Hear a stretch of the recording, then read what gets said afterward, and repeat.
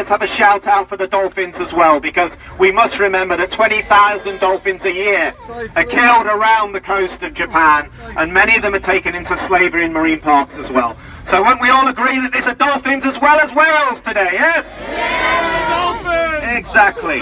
Now then, why are we here? Why should we need to be here? Because if you'd have gone back in time to 1981 in Trafalgar Square, you would have seen thousands of people with UN alumni, Spike Milligan and others coming together at the start of that big global Save the Whale movement, which led to the International Whaling Commission introducing its moratorium on commercial whaling in 1986, which brought about the reserve for whales in the Southern Arctic in 1994, which brought about a massive, massive global effort to protect these beautiful, intelligent animals. That should have been the end of the debate, wouldn't you agree? Yes! There is no place for whaling on environmental grounds, on scientific grounds, on so-called cultural grounds. It's horrible, it's cruel, and it has no place in modern society. Wouldn't you agree? Yes!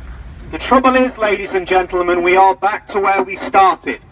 After many, many years of trying to undermine the International Whaling Commission, the Japanese made a statement just before Christmas to say they're going to break out of the organisation. They're going to go back to whaling in their economic zone, which is over 200 kilometres out from their coastline, including all their islands. It's a geographical size of India.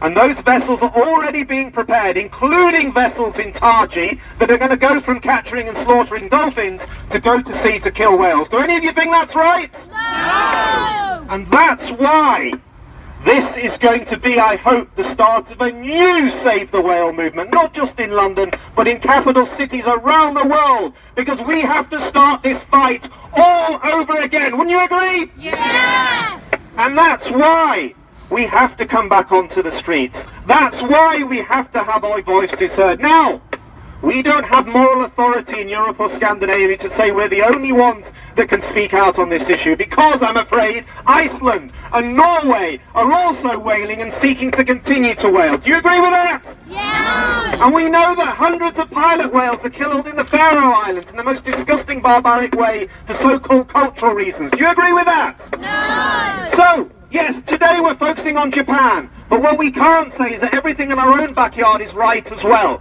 We have to work to stop whaling and the persecution, exploitation of marine mammals around the world. Wouldn't you agree? Yes! And today this is about the Japanese government, ladies and gentlemen, not about the Japanese people.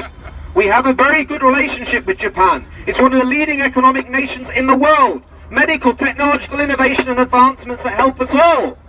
But what we're saying to the people of Japan is it's a shame on your government. It's a government that is tarnishing your reputation around the world. We want you to rise up as well. We want you to speak out as well and say we do not want to eat whale meat. We do not want to see Japan's reputation tarnished around the world ahead of the Olympic Games to kill whales. Wouldn't you agree? Yes! And that is the message that we are taking in a polite, dignified way to the Japanese embassy today. And that's why I hope this will start, as I said earlier, a protest movement where we will see similar demonstrations bringing all people together. So I will speak a little bit more at the end of this event at the embassy. What I want to do now, though, is to start to introduce our other distinguished speakers today. But I want to say